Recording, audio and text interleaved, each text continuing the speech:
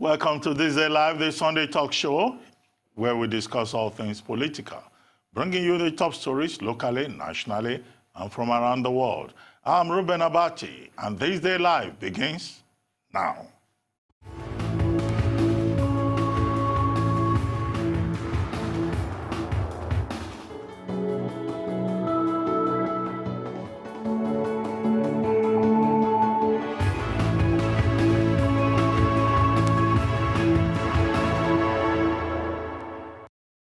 I'd like to welcome today's panelists, Professor Bola Akintenrewa, Director General, Bolitag Center for International Diplomacy and Strategic Studies, Professor Anthony Killer, Director, Center for International Advanced and Professional Studies, and Yemi Adamolekun, Executive Director, Enough is Enough.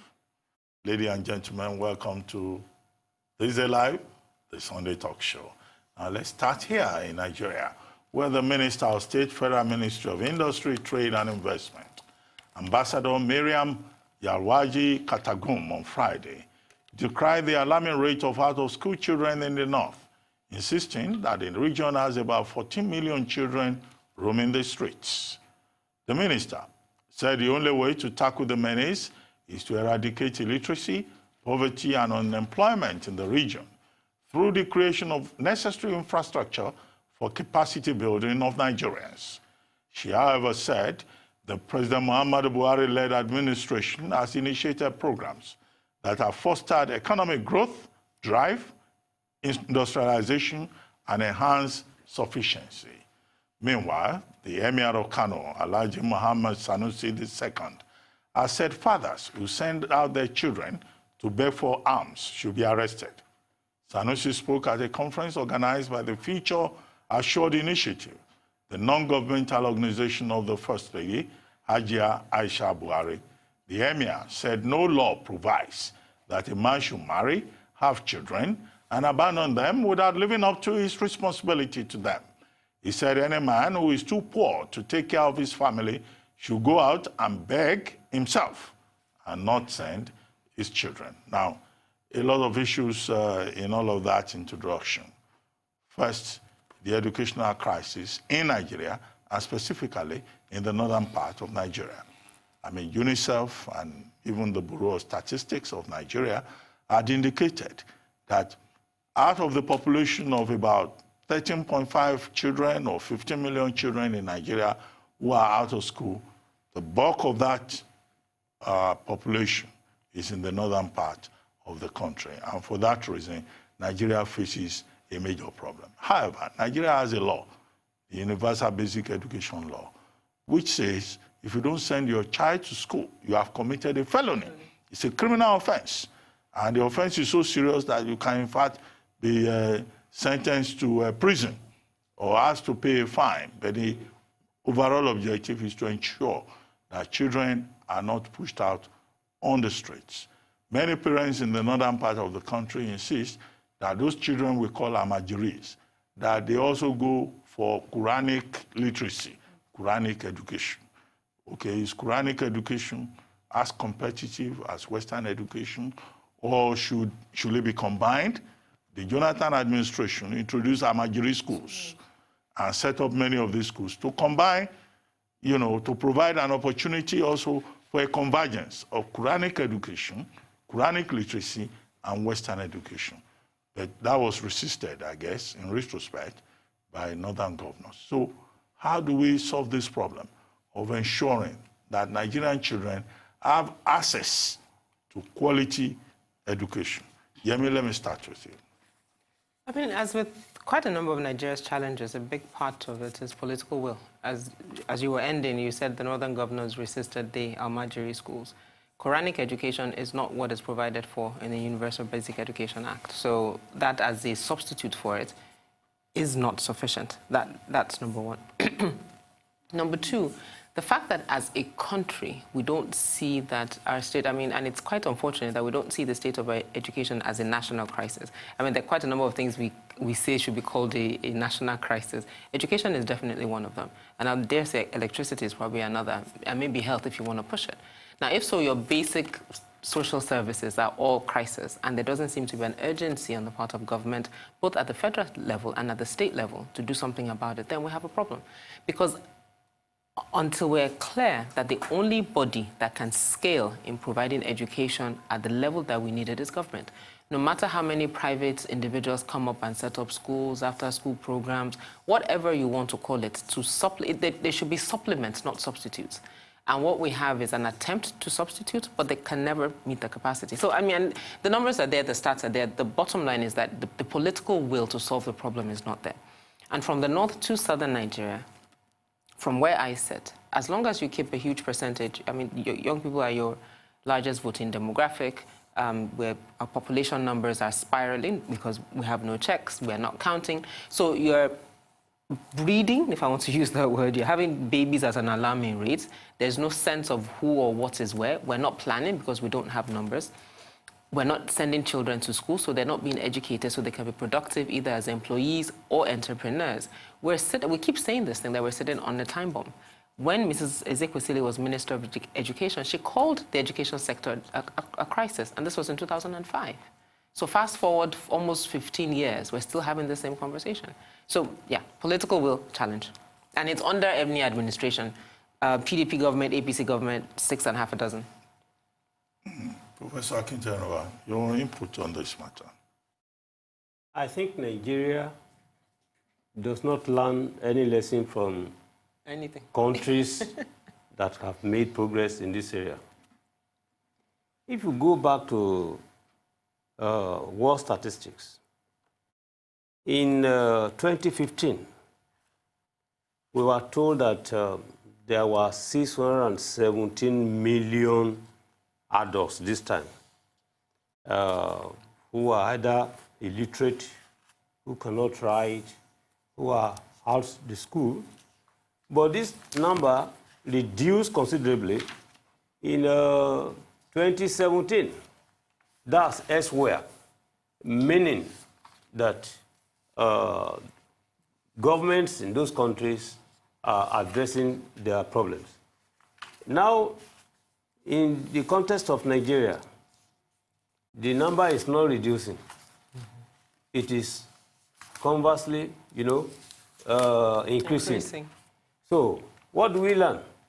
Now, when we address the issue, what's the way forward? We need to ask one or two fundamental questions. Whose responsibility is it, all right, to train a child? Is it the biological father, mother, biological parents? Is it the society? Is it the government of Nigeria or the local government, whichever one you want to ask for?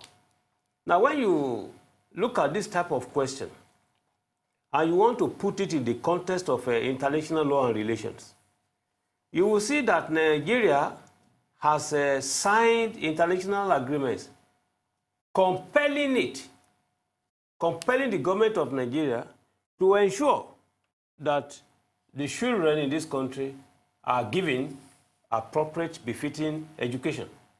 For instance, you may want to look at SDG 4, Sustainable Development Goal, number 4. That explicitly requires the government of Nigeria to ensure that there's equitable, fair education for all, regardless of access to quality education. Access, yes, precisely. Now, in this case, the federal government, the state government, the local government can therefore not pretend not to know its obligation in this particular case. Now, when you come to the level of the parent itself, the issue of demography, population control then comes in again. Why would you now want to have children for whom you are not going to have responsibility? Now, that's another issue. I think the way forward is to have the law enforced, making education compulsory. Since it's a felony, let's prosecute. Well, the law is already in place, and we have the governor of Kaduna State, Nasir El-Rufai, insisting that the law must be enforced in Kaduna State. I agree with you. We have the Sultan of Sokoto also insisting that the law must be enforced, and that this is about leadership. But Professor Kila, on this issue of the way forward, what do you think needs to be done? Because it's a problem that Nigeria has been grappling with since 1955, when the Western region introduced free education. Well, I think then there was a break from 1955 to 1966. When 1966 is when the world changed and Nigeria ran under the hegemony of stupidity and idiocy, and our public discourse became pedestrian and, quite frankly, daft. Let us be careful between governance and common sense. All the expressions and proclamations of the Sultan, of the minister, and the woman, they seem like commonsensical things. But they're total rubbish in governance. Why? Number one, an elected minister or a nominated minister does not, after being in office, decries the malice of the country. One will assume that you knew that malice, that was why you entered politics, and that's why you won election. So once you're there, you should be solving it, not listing the malice of the country again. Number two, when we talk about the universal basic education, you all rightly point out the law is there. It's not, this is a discovery of hot water. What we should talk about is, exactly, this is what we've done. All we need to do here is to enforce the law. It should not be a new thing. It should not be something we're talking about. I talk about the hegemony of shallowness and stupidity because all of a sudden, if one does not win himself or herself out of this situation, we will embroil and be talking about stupid things. And it will become normal for us that we will not know that the commonsensical thing to do is to enforce existing law. But who enforces? People who don't want to enforce. Then that is what we need to be pointing out. To be enforced, yes. Where can you break it down? Let's break it down. Is it, as the there law are says, two things. Jail people. Let us start from the Bode Akinterewa's point of view. The world starts internationally with him. Okay. Internationally, we've signed up to conventions that says this Federal Republic is obliged, because of the international convention, to assure quality access or access to quality education. Then we have laws in the country that says it is a crime for a child below a certain age not to go to school. So what should we do? States or local government should now have operative agencies that are there to monitor and penalize those who violate that law. That is what we should be talking about. On the other side, we should also be talking about schools that work, teachers that can teach. Yeah, precisely. So those are the two things that we need to be doing. We need to talk about the infrastructure and people. As part of it, we have to worry about, people with disabilities, people who are displaced. We build the thing, and sorry. Families that are displaced that do not. You see, and sorry, I was talking about the subtopic. You see, and I was talking about the shallowness. You know what was wrong? The Sultan of Kano. Okay, Professor Kila, let's take a short break. Yes. When we return, I'll come back to you. It's still Thisdaylive, the Sunday talk show. We'll be right back. Welcome back to Thisdaylive, the Sunday talk show, here on the Arise News channel. Still with me in the studio, I have Professor Bola Akinterewa, Director General, Bolitac Center for International Diplomacy and Strategic Studies. Professor Anthony Kila, Director, Center for International Advanced and Professional Studies, and Yemi Adamolekun, Executive Director in Office Enough. Now, before we went on break, Professor Kila, you were making a point about education in Nigeria. Yes. And the embarrassment of having so many children out of school. Now, if you can summarize. And the big embarrassment. Yes, I'd raise the point about children from displaced families who are in IDP camps, children with disabilities, and then achieving the SDG 4, number 4 goal, which Professor Akinterewa pointed out, which will require aligning the ALMAJIRIS education system that is based on Quranic literacy with Western literacy. But you had some other ideas. I had some other ideas. They're very simple ideas. It's very easy to appear controversial in this country, because most people are just shallow. Generally speaking, look, you had a conference. Is it a summit you had there? You had sultans, you had the first lady, although they say there's no more first lady, but the people keep saying first lady. That's by the way. No. So you have the wife of the president. No, Mrs. Ajia Aisha Buhari insists that she should be addressed as first lady of Nigeria. It's not a constitutional position, It's not, but that's the just- title she wants. She wants. And Okay. under the first term, she had a different title, but that's okay. But that's okay. Well, that's beside the consider point. that. Can we focus Let's on the focus on this subject? one. Let's consider. So here we are. But she's truly the first lady. Can we focus on the subject? All these Professor people, Killer, let's continue. starting from is it the emir? Is Sokoto is Kano is Kano, emir. SLS. The emir of Kano has lost a golden opportunity. Instead of all those things that was going on, to use that moment to talk about the superior secular state over religious state. To say whoever you are, whatever you want to do, there is a law in Nigeria that says Universal Basic They implied Education it. Act. But no, it should have been explicit in this kind of thing. And say that you do not have the right, because of your religion or because of your culture, to violate that law. And if you do it, there should be consequences. And he should conclude, and here comes being explicit, to say, I therefore call on the government to put in place agencies that will monitor and ensure that this law is obeyed. And to do that, and that's on one side, and I conclude saying that on the other side, we should then make sure that the schools have the right infrastructure. The roofs should work, the chairs should be there, Who the should blackboard make should be sure there. that- Or the government, the state or local government. Professor Killer, if I may. Or we get people like you to force them to do it. No, with due respect, I think that the point made by the Sultan of Sokoto, the Emir of Kano, Yes. they put their fingers on it. Yeah. And also Nasir El-Rufai, the governor of Kaduna State, who has focused specially on education Yes. as a major priority. I think they are all right. But the concern is that since 1955, Yeah. as I said earlier, when the competition with educational advancement began among the regions, the leaders of the North, since 1959, have been holding meetings to see how they could advance their people educationally. Now, many years after, We're they've still not here. been able to achieve any concrete result. But you have answered the same So question. the problem is one of leadership. It's not about what one man we're all right suggests, about that, what yeah. one emir suggests, what one sultan be very suggests. careful. I'll let You you two, look into it. you have rightly pointed out the response to the challenge you raised.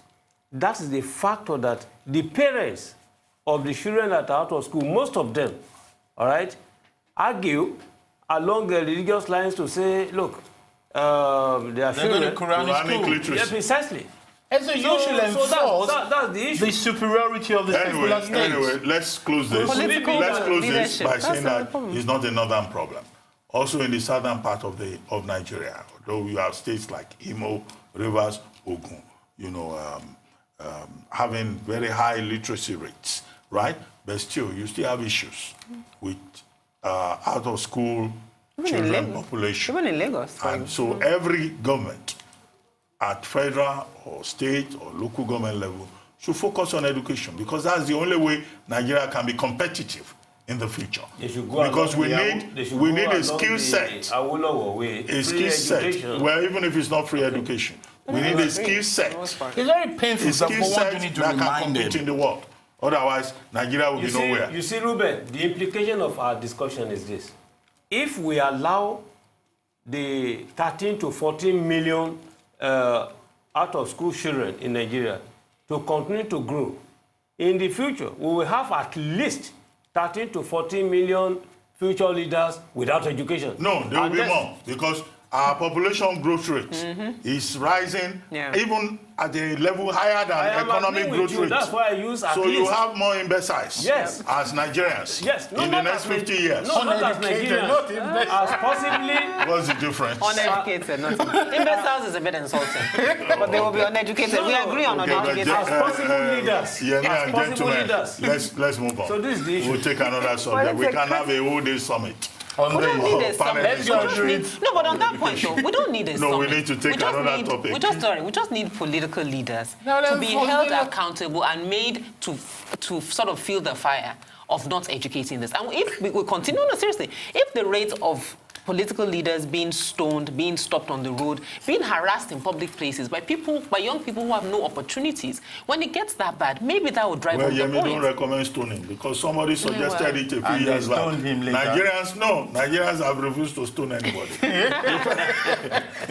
The federal government has vowed to stop subsidy, the subsidy it gives to the power sector, just as it called on the distribution companies in the electricity sector to improve on their financial and technical capacity if they still want to remain in business.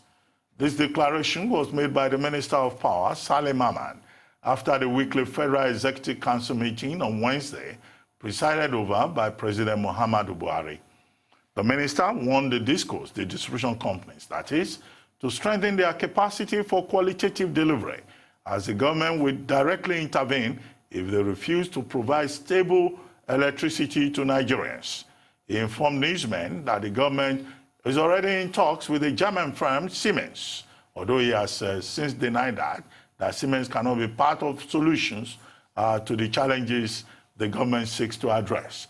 The minister said Nigeria has the capacity to generate 13,000 megawatts and can transmit 7,000 megawatts. Meanwhile, electricity distribution companies, the DISCOs, have vowed to resist any attempt to hand over their distribution assets to German engineering conglomerate Siemens, reacting to Wednesday's threat by the federal government to cede the electricity value chain to the German company. The DISCOs, under the auspices of the Association of Nigerian Electricity Distributors, ANED, told our sister company Thisday on Thursday that they will resist any attempt to hand over their assets to Siemens. Well, the DISCOs, the distribution companies for electricity in Nigeria, are also saying that ministries, departments, and agencies of government are owing them as much as about 1.7 trillion naira, and that government itself is the source of the problem, is part of the problem. What we also know is that by April, tariffs will be increased. And government is saying that will solve the problem and will probably empower the DISCOs to be able to pay their debts to the generating companies or the transmission companies. Now, the distribution companies are saying, no, government is wrong. Third, government is saying, well, it will probably revoke the licenses.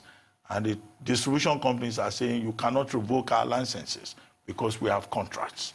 On the issue of Siemens, government has retraced steps. I saw a story saying that government says there's no plan to hand over the DISCOs to Siemens because the agreement with Siemens signed in July 2019 has a different orientation to generate 25,000 megawatts and dealing with technical and commercial issues and upgrading infrastructure in the, along the value chain in the electricity sector. Now, 20 years to date, we've been dealing with electricity. It didn't take the Ghanaians this long to solve their electricity problem. One president helped to solve the problem and sustain it. He missed it. Ghanaians began to complain about Dumso. One president, brilliant man, lost election just because of Dumso, or rather, principally because of Dumso. But here in Nigeria, we're playing baseball with electricity. And we are all saying, oh, someday it will be well. Yeah. In fact, I'm not surprised that prayers are already being offered in churches and mosques to solve electricity problem. Professor Killer, let me start.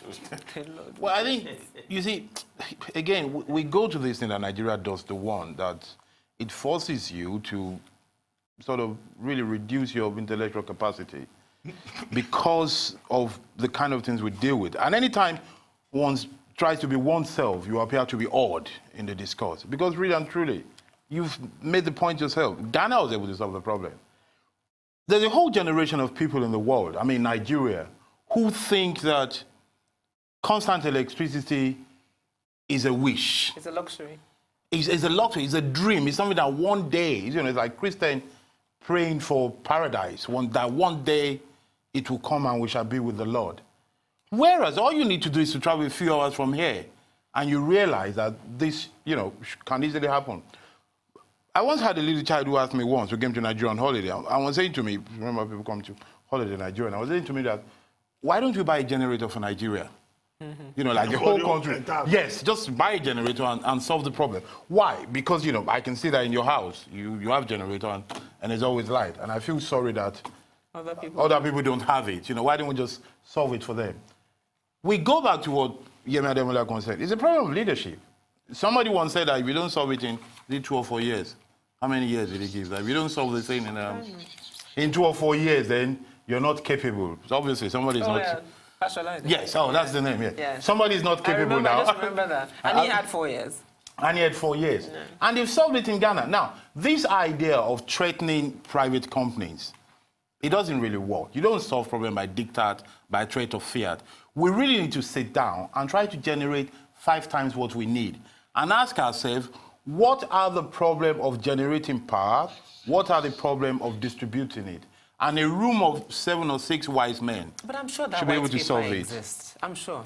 I don't know. in this Anyway, country. well, we'll take a short break. I know we are all concerned. There are issues about metering. There are issues about tariff. There are issues about even the capacity, of the various stakeholders within the value chain in the electricity sector in Nigeria, and also issues about regulation. But we'll take a short break now. When we return, the conversation will continue on This Day Live, the Sunday talk show. We'll be right back.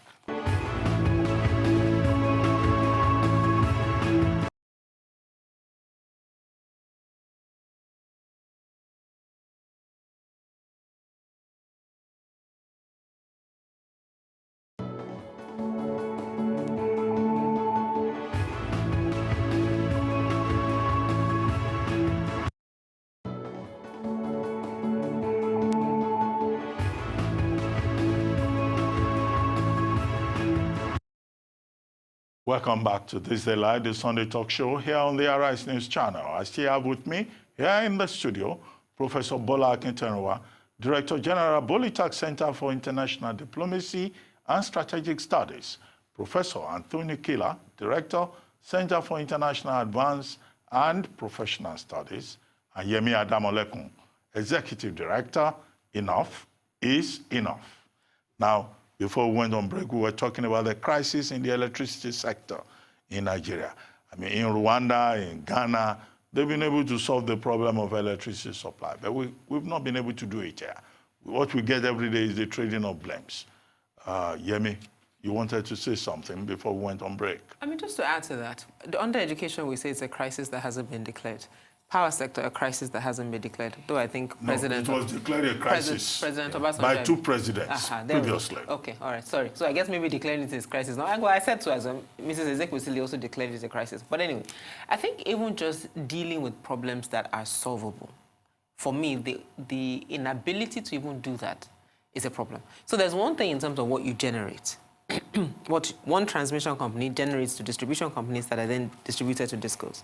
There's a difference in also discos being able to get paid for the electricity that they distribute. So first we started off with metering. That became a big issue. Then they said, okay, we'll assign meter manufacturers. We'll give them the ability to also meter residents. So therefore the process can be faster, but we're still on it. Now, if a starting point is if the discos are not even able on their own, so this is where I have a challenge. So you are the distributor. They've given you the power to work with manufacturers to produce meters, to meter your clients so that you can get adequate compensation for what you distribute. You are still not even able to do that. So all this blowing hot and cold that they are blowing, that we will resist any attempts to, I have a problem with it because they have not shown a capacity to deliver on even the brief that they own. And that's my issue. No, but the discourse, you know that it was the NARC, the Electricity Regulatory Commission, that brought in third parties to take part of that, to take care of that metering process. Right. Or unable to. But even the third-party stakeholders that were brought in have not been able to do it. So the discourse will tell you that it's not their problem. It is their problem. Because if they will want to meter their consumers and get appropriate, what they call cost-reflective tariff. And I disagree with that slightly, because if you speak, and we have, in speaking to the manufacturers, they said we're able and game, we have the meters here. Because, and this is what we found, estimated billing works for discos better than metering. For the simple reason that I can estimate anything I want.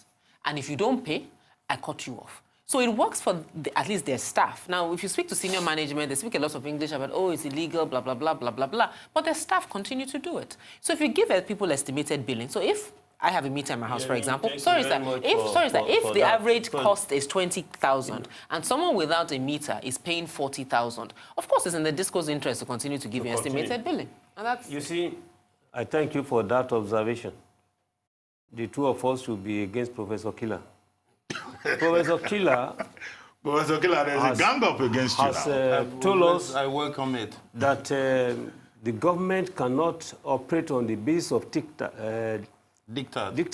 Yes. That when dealing with the private sector, it shouldn't be so. Yeah. I think there is the need for a sort of mainmise by the government on these same distributors for the simple reason already advanced by Yemi. But let's push the argument further. Yeah. The discos are unable to provide meters, not because of incapacity. But because of the wish. Yes, precisely. That it is not in their own economic interest, selfish interest. Okay, they are not interested in that. Because from a personal experience, I asked my lawyer to take them to court. Why? When I was not in office for more than 7 months, the meter you cut off, electricity supply you cut off, was still generating bills. Well, and I kicked against that. I take it that you are prejudiced. No, because you are biased. No, Because you are an interested party. You have a matter in court. You have a matter in court with the discourse. So whatever position you take is prejudicial. It's not yet in court. No, he says his lawyer has Exactly. We But have not gone you yet. are against them. We have not gone yet. no, as a potential litigant. No.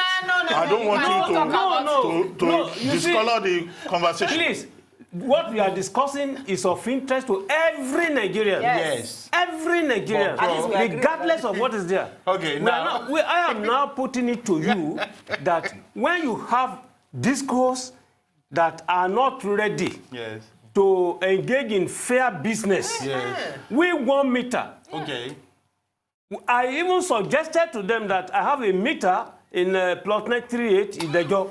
Transfer it to where I am. And they don't want to. Now you don't want to do so. Prof. I want to pay for what I consume. That's it. Prof. But now you are not interested. Prof. So, the consumer part of it is part of the discussion. Yes. But what we're concerned about is the fact that, you know, we all agreed, I think previously when we discussed this subject, that there is a problem. Yes. At every point of the value chain. Production, distribution, Now, what the federal payment. government is trying to do is to scapegoat the discourse. Yes. And we say, you know, that maybe perhaps the problem is not just with the discourse. Fair enough. We need to look at the entire value chain. It's not just about metering. But It's also about generation. It's also about transmission. No, I know. The one you want to go to court. The one you want to go to court about. No, not The that one that you have briefed your lawyer about. 1.7 million, trillion million. That the now, government owes. That government owes. They should pay it. And now the discos themselves owe government 254 billion. Well, you don't discount that. And Yeah, what they're asking for is that, okay, let them do that one. Balance the account. yes, and the discourse say at the end of the day, But they will be Prof, owing government you see, there's maybe a- about 84 But you see, billion. Professor Akinterewa, So which is a lot from in the your bias, 1.7 Professor trillion. Akinterewa, in your bias It's against not the bias. disco, Yes. No, you are going to in court. your bias, You are a going to court. litigant. and in Yes, your I want to bias go to court. supported by So- Yemi Ademoleku. It's Yes. difference of fact. In this, your bias against the not a disco, bias, fact. one point that you're leaving out is that the reason why we have regulators is that we don't trust players on the field. If people are good and kind, you have a football or basketball match where there'll be no referee. The reason why where you have transmission agencies, distribution agencies, and and consumers and the government there is that the government is supposed to ensure that everybody is doing their bit every step. The reason why discos can cheat you ultimately is because they can, because the government allows them. Now, you don't employ the disco, you don't vote for them.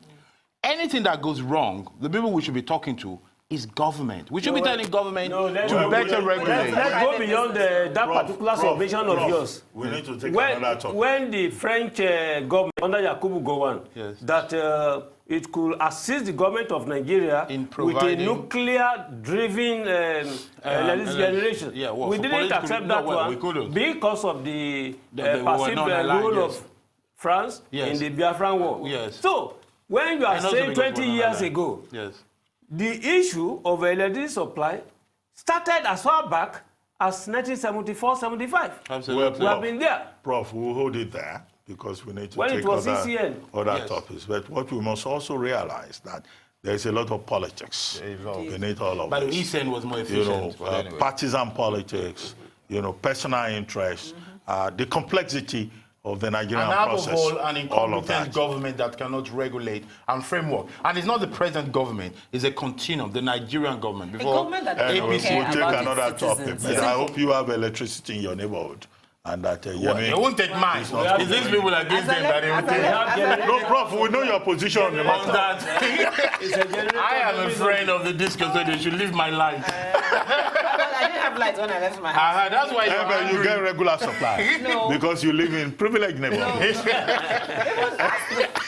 Mr. Batson. Anyway, let's move on.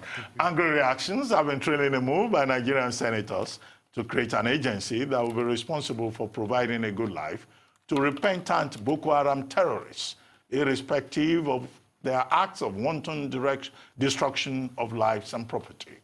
This has come at a time of very strong public resistance by Nigerians against the Buhari administration's decision to release hundreds of suspected insurgents. The Senate's move to legislate this decision into existence is being seen as a way of achieving the objective by sidetracking the protests. The bill, which has passed the first reading, is being sponsored by the immediate past governor of Yobe State, Ibrahim Gaidam, whose state, alongside neighboring Borno State, has borne the brunt of more than 1 decade-long insurgency. Big issue here. You have a senator, not yet the Senate, taking the first reading of a bill, a proposed bill, to rehabilitate, reorientate, re-educate, and reintegrate Boko Haram insurgents on the grounds that once they have repented, they can be taken back into society. But the big argument around that is that many Nigerians are saying, you want to rehabilitate criminals. You are not rehabilitating widows and orphans of Nigerian soldiers who lost their lives defending the sovereignty of Nigeria. You are not rehabilitating persons who have been displaced, some of them in IDP camps for over 5 years. You want to rehabilitate insurgents and terrorists, right? You are not putting money into the reconstruction of devastated areas. You are talking about repentance. Who determines repentance? How do you define repentance?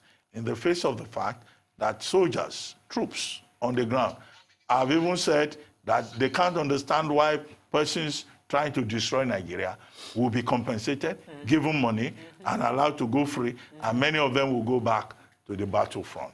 But we'll take a short break. When we come back, we'll focus on this at greater length, because many Nigerians have said they really don't understand what the government is doing. Why compensate, why reward persons for bad behavior and punish good citizens through that process? We'll be right back. I can already see it in your faces that you are not convinced that rehabilitation or radicalization, de-radicalization of criminals is the way to go. We'll take a short break now. When we return, this is the live, the Sunday talk show. We continue.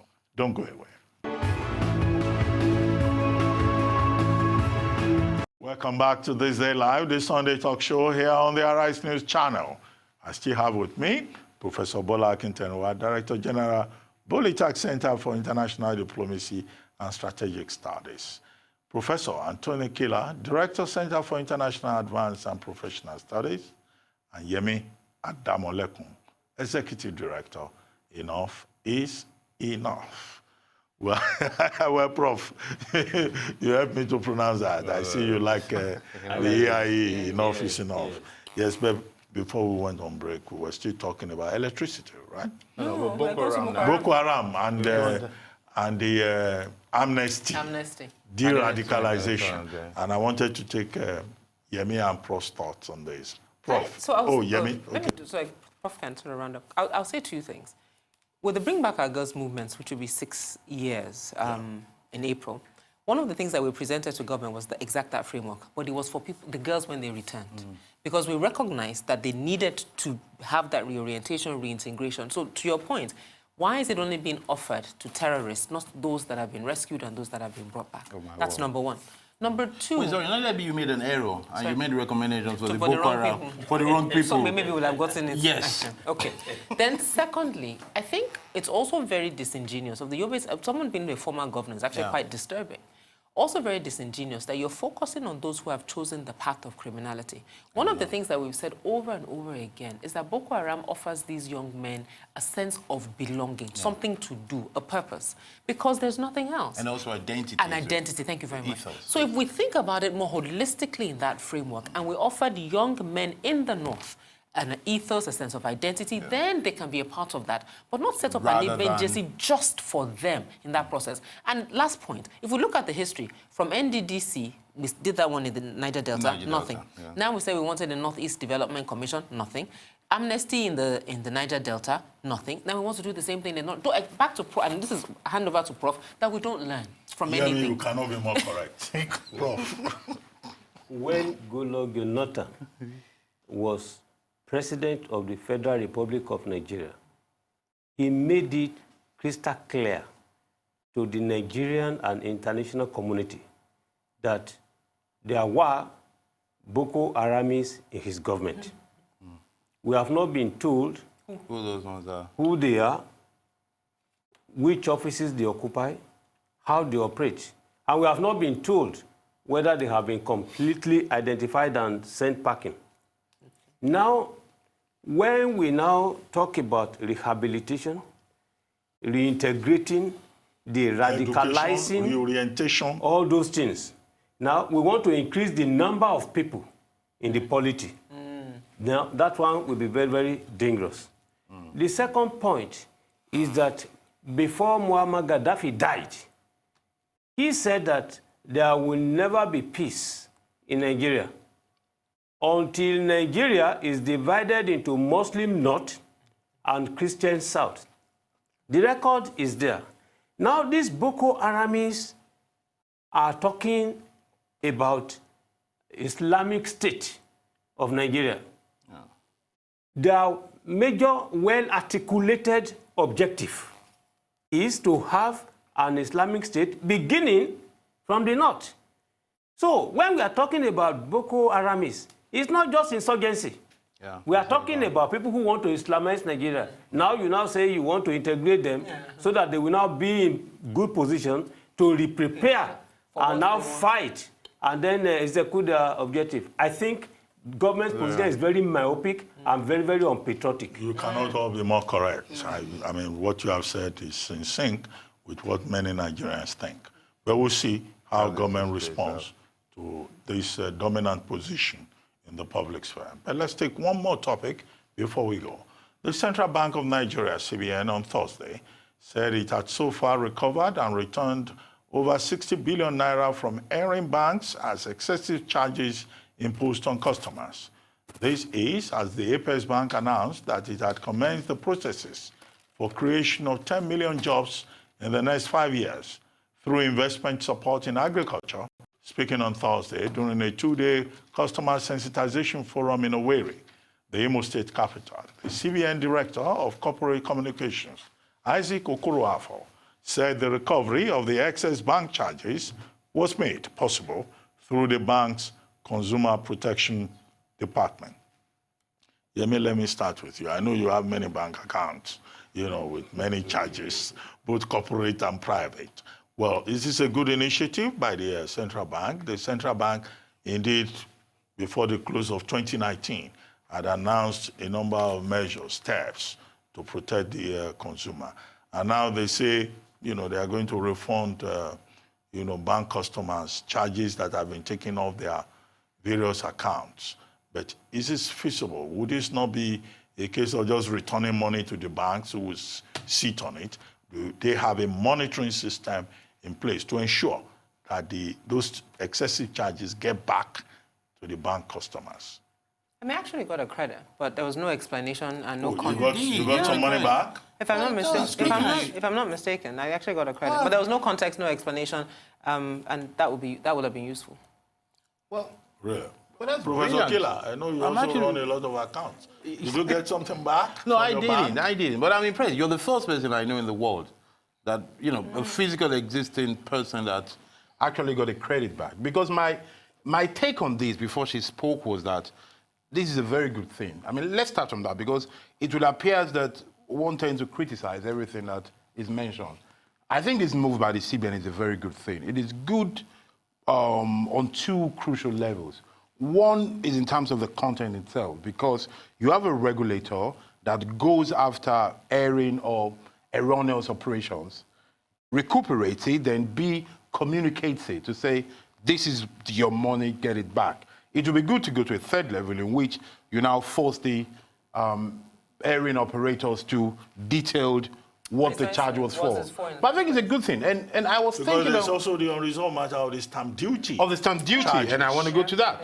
You see, the good thing about it is that I was going to say that the problem is I don't know people who have been refunded. Now, you are one. Because I actually asked, I don't know anybody except you now, so make sure you're right, though, otherwise. No, but it's not, to your point about the stamp Yes. duty, all the 50 naira that they were charging Yes. that they said should not have been charged, those ones haven't been refunded. That is I'm what we waiting need for, to do. because I paid a lot on those ones. So And that everybody one pays. please People- me people a lot more. Now, the other thing about the stamp duty is that I am very keen on the stamp duty thing because it's a peculiar kind of tax. Yeah. It's one tax that we can actually account for in the whole country. You know, there, you can That's see true. You can where see it's that. living. Yes. So that is one tax that we should be able to say this year we generated $1 trillion or billion from stamp duty, and this is what we're going to use it for precisely. Professor Akintayo, have you received any kind of reimbursement since the CBN made this announcement? I'm a meticulous monitor of my account. I've not seen anyone. But Emefiele should be specially commended for a completely different reason. This government is fighting tooth and nail corruption. Yeah.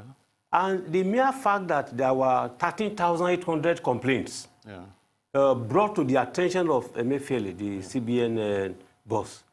And he now instructed the CBN, Consumer Protection Department to investigate and look at that.